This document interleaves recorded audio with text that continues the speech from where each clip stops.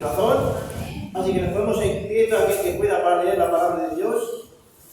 Y leeremos en 1 de Samuel, el capítulo 22, y el verso 1 y 2 leeremos.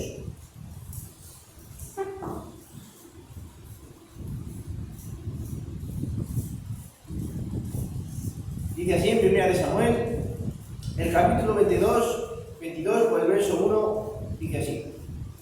Yéndose luego David de allí, huyó a la cueva de Adulam, y cuando sus hermanos y toda la casa de su padre lo supieron, vinieron allí a él. Y se juntaron con él todos los afligidos, y todo el que estaba enviudado, y todos los que se hallaban en amargura de espíritu, y fue hecho jefe de ellos. Y tuvo consigo como a 400 hombres. Vamos en quién hacer.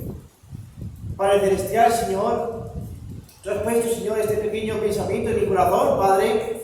Por lo tanto, Señor, esta tarde que seas tú quien tome el control y las riendas de mi voz, Padre, de mis pensamientos, Padre celestial, y puedas hablar al corazón necesitado, afligido, Señor, que esta tarde necesite tu palabra, Señor, y tú nos enseñes cómo hemos de caminar, cómo hemos, Señor, de seguirte, Padre celestial, en medio de este mundo pecaminoso, Señor, y que esta tarde, Señor, salgamos sobre todo, Padre, con nuestro corazón llenado de tu palabra, Padre, que podamos apartar toda hambre y sed de justicia, Padre, y que tú esta tarde nos puedas saciar, Señor. Padre, me dejo en tus manos, confiando que lo vas a hacer en el nombre de Jesucristo. Amén. Amén. Vamos a tomar asiento, hermanos, Dios te bendiga. Bien, mis hermanos, ya hemos tomado este texto en muchas ocasiones. Todos creo que hemos oído hablar sobre la situación en la que se encontraba David. Como bien sabemos, el rey David era el que iba a suceder en el trono al rey Saúl. Saúl, un hombre que fue desechado por Dios por desobedecer su palabra, y Dios escogió a otro hombre, un hombre conforme a su corazón, el cual cumpliría su palabra, el cual su deseo sería obedecer toda la palabra de Dios.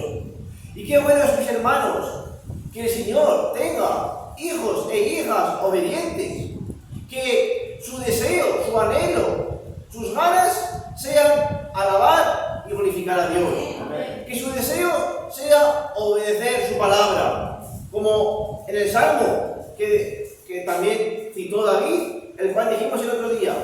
Una cosa que me manda a Jehová, que me permite estar en su templo para contemplar su hermosura. Amén. Ese es el deseo de David, mis hermanos, porque su anhelo era ese, porque como dice la palabra de Dios, de la abundancia del corazón habla la boca. Y donde esté nuestro tesoro estará ahí nuestro corazón. Si nuestro tesoro está en ver la televisión, o está en la fiesta, o está en la bebida, o en cualquier otra cosa, ahí estaremos gozosos, alegres, estaremos contentos, estaremos bien. Pero si nuestro corazón está en la palabra de Dios, ahí es donde encontraremos nuestro gozo, nuestra felicidad.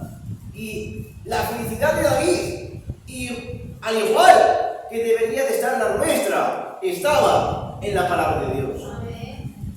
Y David, mis hermanos, este muchacho justo, él en ese momento se encontraba en ese momento de dificultad, siendo perseguido por Saúl, por las dificultades, mis hermanos, que estaba pasando. Él huyó de su presencia. El pueblo, mis hermanos, y Saúl no aceptaban como rey a aquel que el Señor había ungido por rey. El pueblo lo desechó, mis hermanos, pero el Señor lo escogió. Y allí él fue a esa cueva de Adulam. Y en esa cueva dice que se juntaron con él también gente afligida, enviudada, gente que se hallaba en amargura de espíritu, la gente desechada, la que no tenía esperanza para vivir, la que no tenía nada que ofrecer. Ahí estaban y se juntaron con él como a 400 personas, perdón, como a 400 hombres. Quizás había mujeres, quizás había niños, pero había ahí 400 hombres. Y esos hombres, mis hermanos, supieron bien Adulam significa precisamente eso, significa un refugio. Y no hay, mis hermanos, para el creyente, no hay, mis hermanos, lugar mejor para el creyente que la palabra de Dios. Ese es nuestro refugio. Como David, mis hermanos, él ponía al Señor, él ponía a Dios como su castillo fuerte, como su defensa, como su gigante, como su roca. David ponía al Señor, a Jehová de los ejércitos, como su gran protección. Y estos hombres fueron a esa prueba de Adulam, porque eso era un refugio para ellos. Y ellos estaban así en esa situación, tristes, desconsolados. Quizás pasaron mucho tiempo en ese lugar. Pero, mis hermanos, esa situación para ellos cambió cuando pasó por ahí David, un rey desechado, un rey ungido por Dios, que nadie quería. Pero allá, mis hermanos, de la gente que nadie quería, del rey que nadie quería, allí hubo un gran ejército invencible. Allí, mis hermanos, estas personas, de ser menesterosos, de ser afligidos, de ser gente que no tenía ningún futuro, con David vieron un futuro. Con David vieron una esperanza. Con David vieron de nuevo la manera de volver a ser quienes eran antes. Quizás esas personas habían tenido una mala vida, quizás habían tomado malas decisiones, como quizás en algún momento usted y yo hemos tomado malas decisiones y hemos ido por lugares cerrados, como este hombre que descendió a Jericó y cayó en manos de ladrones. Quizás él no tenía que haber bajado a Jericó y la gente lo despreció, la gente lo tuvo como por nada, porque cayó en manos de ladrones y lo dejaron medio muerto. Pero ahí de nuevo, ahí tuvo la oportunidad de ser de nuevo restaurado, cuando pasó ese buen samaritano. Y cuando pasó David, mis hermanos, él era el rey de Israel, quizás no visto por la gente, pero sí visto por Dios.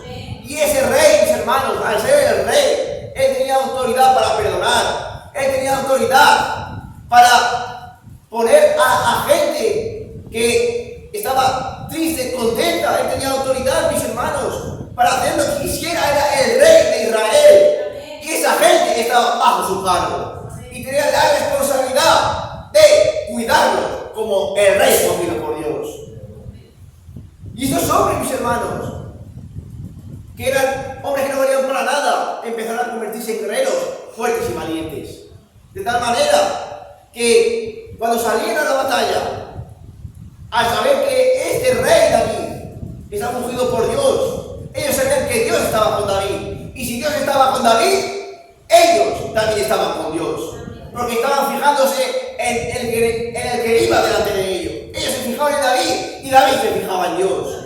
Porque tenemos, mis hermanos, en esta tarde, un poderoso capitán que va delante de nosotros. El rey de reyes y señor de señores, que fue delante de nosotros a la cruz de Calvario y se entregó por nosotros. Como dice la palabra de Dios, este texto, mis hermanos, que me gusta, que me hace sentir bien, dice Colosenses 2:14, dice, anulando el acta de los decretos que había contra nosotros, que nos era contraria, quitándole de medio y clavándola en la cruz. La ley, mis hermanos, que nos acusaba, el diablo que nos condenaba, que nos apuntaba con el dedo, nos podía juzgar y condenar con razón, porque pecadores éramos, al menos, o al menos delante de Dios no lo somos si usted se arrepiente. Pero él nos podía acusar con razón. Decía, mira, ha bebido, mira, ha mentido, mira, ha robado. Pero el Señor, anulando toda la ley, anulando, mis hermanos, todos los decretos, Él lo clavó en la cruz del Calvario. Y ahora nos ha puesto con su sangre pura y preciosa, perdonados en nuestro corazón.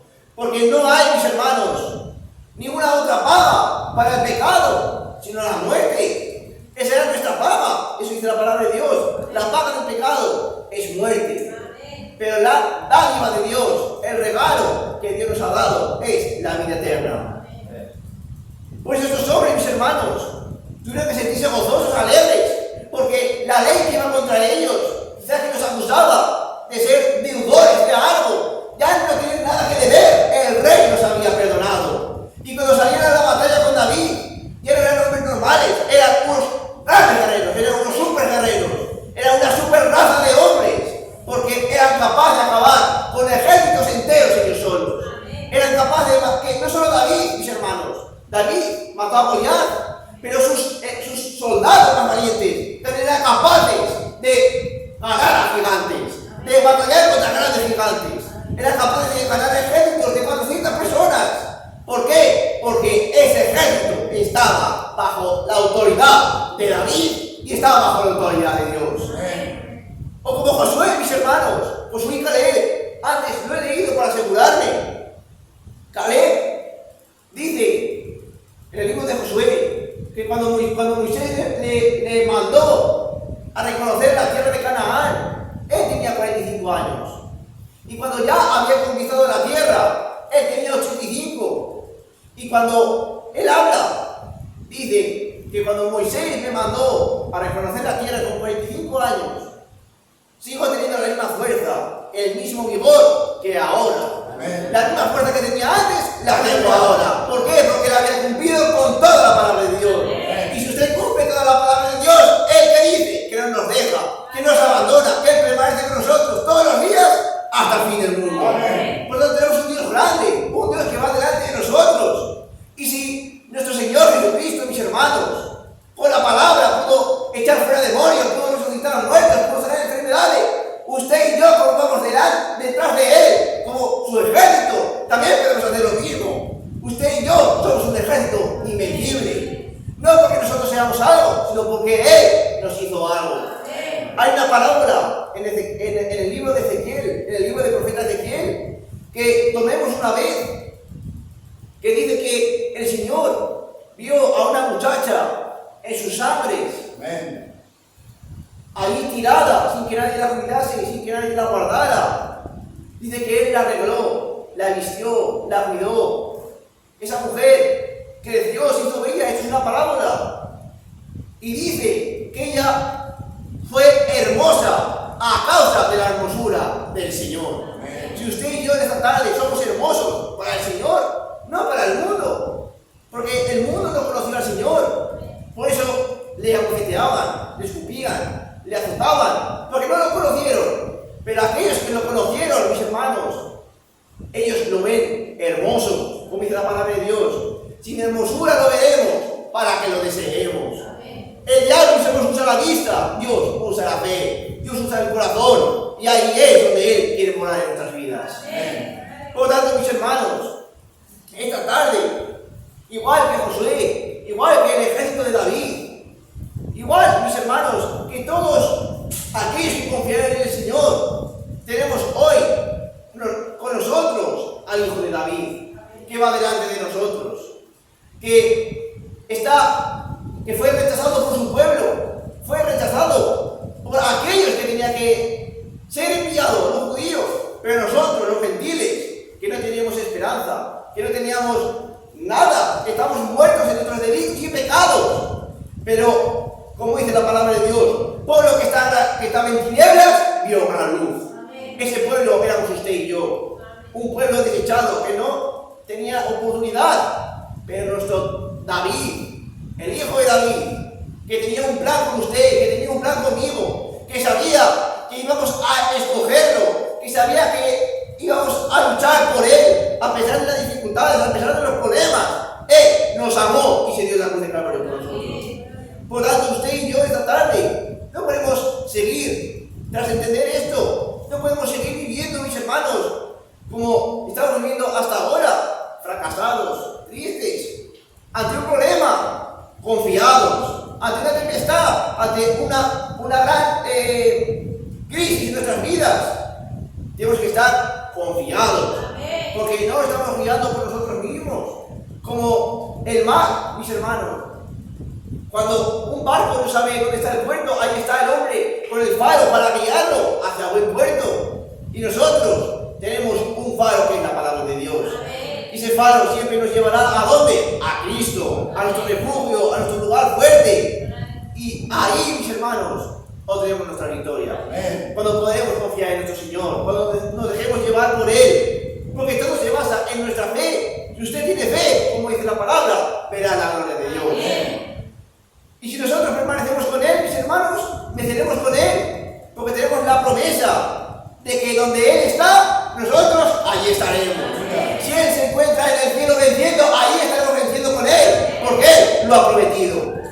Y usted y yo, mis hermanos, somos su ejército. Somos su ejército, mis hermanos. Aquí la palabra de Dios nos habla cuando Él ya ha hecho su juicio sobre la tierra y venimos al milenio. Dice que el Señor Jesucristo viene en un caballo blanco, resplandeciente, con sus ropas teñidas en sangre, que ponía el verbo de Dios. Pero a Él no iba hacia la tierra a tomar dominio Él solo. Le seguían ejércitos celestiales. Ahí estamos usted y yo, dice la palabra de Dios, y los ejércitos celestiales, vestidos de lino finísimo, blanco y limpio, le seguían en caballos blancos. Ahí, mis hermanos, tenemos que estar usted y yo. Y no se puede perder eso, porque somos su ejército. Y como su ejército, vamos detrás de Él. Pero no solo eso, sino que esas ropas no son ropas cualquiera. Dice aquí la palabra de Dios. Dice, y a ella, bueno, voy a ir un poco más arriba. Dice, gocémonos, alegrémonos y démosle gloria, porque han llegado las bodas del Cordero y su esposa se ha preparado. Su esposa, ¿qué? Su ejército invencible, mis hermanos, usted y yo. Dice, y ella se le ha concedido que se vista de lino fino, limpio y resplandeciente, porque el lino fino son las acciones justas de los santos. Y dice en la carta de Juan que hace justicia, es justo como es justo. Esas acciones de justicia que son cumplir con la palabra, eso nos hace demostrar que somos como Él. Y somos como Él, tenemos acceso a esa ropa, a ese vestido limpio, resplandeciente. Como alguna vez hemos dicho, que no te puede dar nadie, no te puede dar tu pastor, no te puede dar tu hermano, no te lo puede dar tu padre por mucho que te quiera. Tan solo se lo dará Cristo a los vencedores. Como aquel hombre, para terminar, como aquel hombre, mis hermanos, que llamó a sus convidados a las bodas, a sus grandes invitados, y cada uno empezó a expresarse de su manera. No puedo ir porque tengo que probar unas juntas. Yo no puedo porque me acabo de casar. Yo no puedo porque lo otro. Entonces este hombre enfadado mandó a llamar a todos los menesterosos, a todos los que estaban apartados por los caminos, a todos los que no tenían lugar, a los cojos, a los mancos, a aquellos que nadie hubiera invitado. Ese hombre los llamó.